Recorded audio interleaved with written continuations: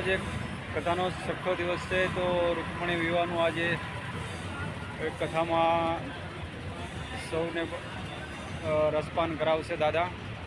તો અમે લોકો કથામાં પહોંચી ગયા છે.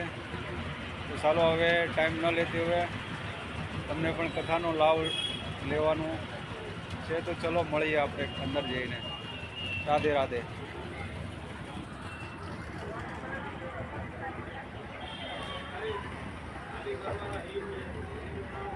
અને 84 લાખ પ્રકારની યોની, એમાં આ એક મનુષ્ય જન્મને બાદ કરો.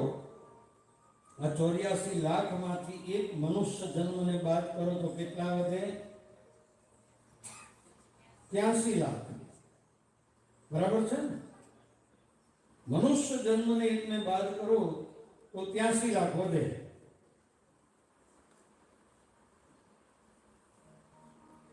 ગણિત હું ભણ્યો નથી ને એટલે થોડી તકલીફ થાય છે. ભણ્યો તો સારું.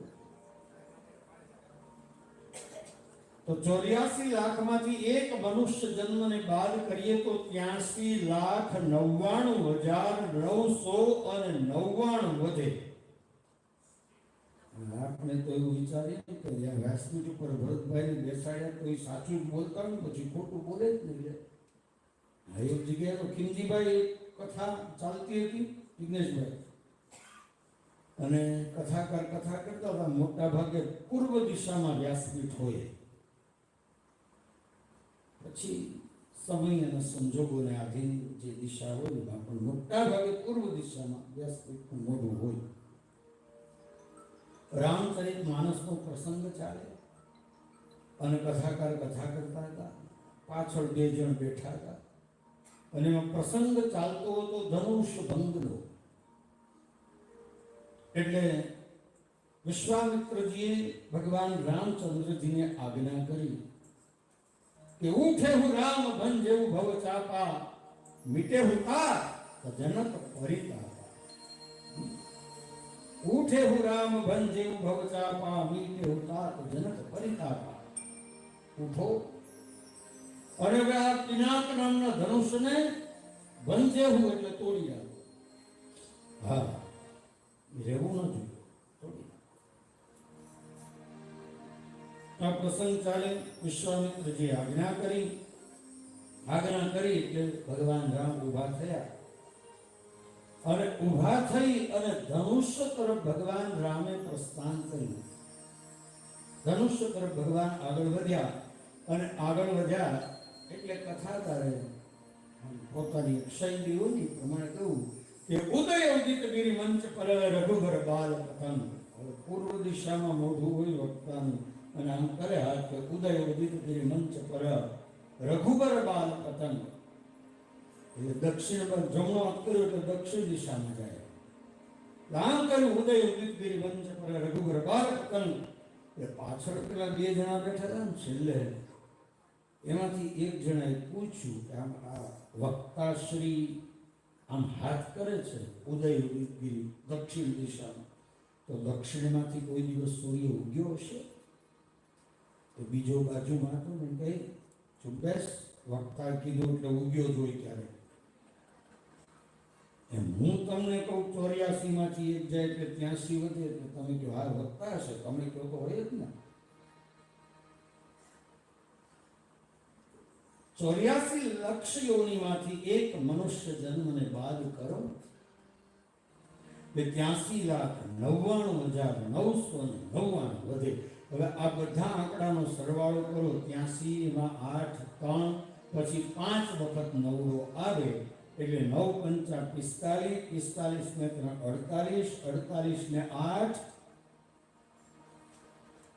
58. હે 56.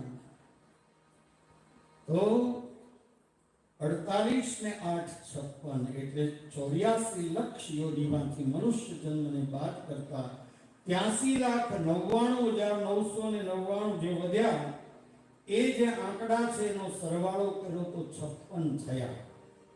આ 56 ભોગ ભગવાનને અર્પણ કરો તો બાકીની જે 83,99,999 યોની છે ને એમાંથી આપણે મુક્ત થઈ જઈએ છીએ સાહેબ. જાઓ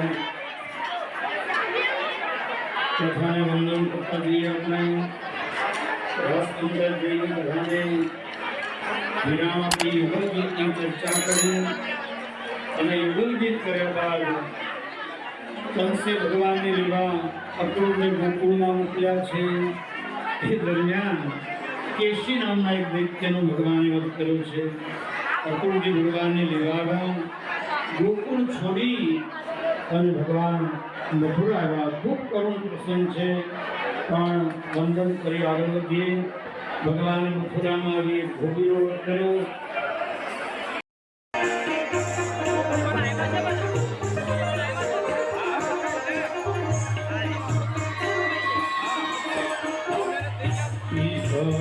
વાસુદેવને માતા છે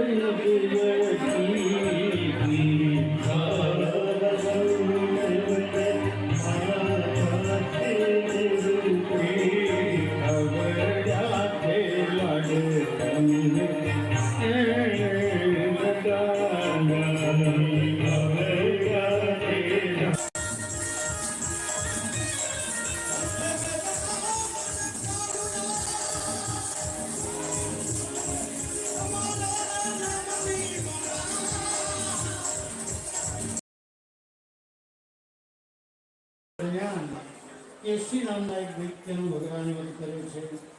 અક્રૂરજી ભગવાનને નિવારવા ગોકુળ છોડી અને ભગવાન મથુરા આવ્યા. ખૂબ કરુણ પ્રસંગ છે, પણ વંદન કરી આગળ વધીએ. ભગવાને મથુરામાં આવી ભોગીનો વધ કર્યો. દરજીને આશીર્વાદ આપ્યા અને એટલે માંડવું અહીં કર્યો. દાદા ભટ દાદા ભગવાન એટલે ભગવાનના દિવ્ય લગ્ન ઉત્સવ છે ને આજે આ બંને બિરબલભાઈ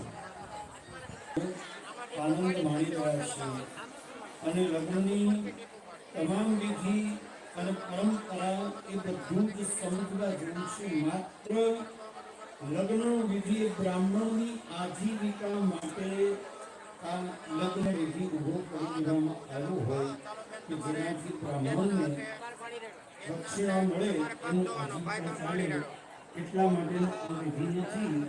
પણ આ વિધિ આપણા દીકરા અને દીકરીના દાંપત્ય જીવનની જે ઇમારત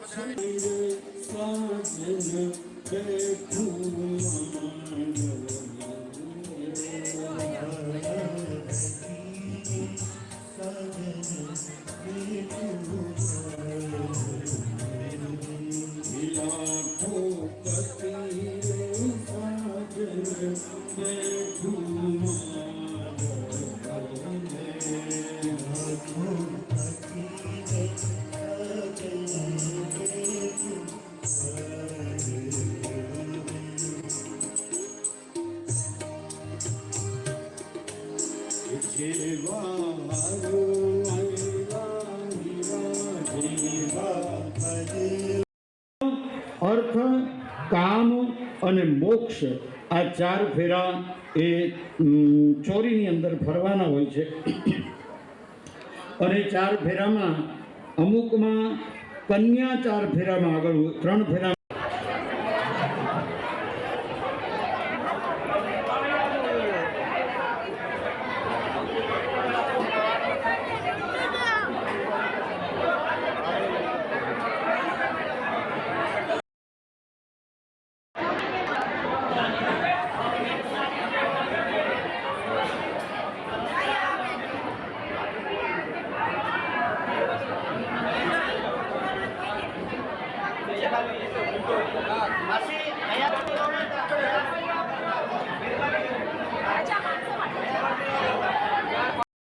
હેલો દોસ્તો, કેમ છો? બધા મજામાં જ હશો.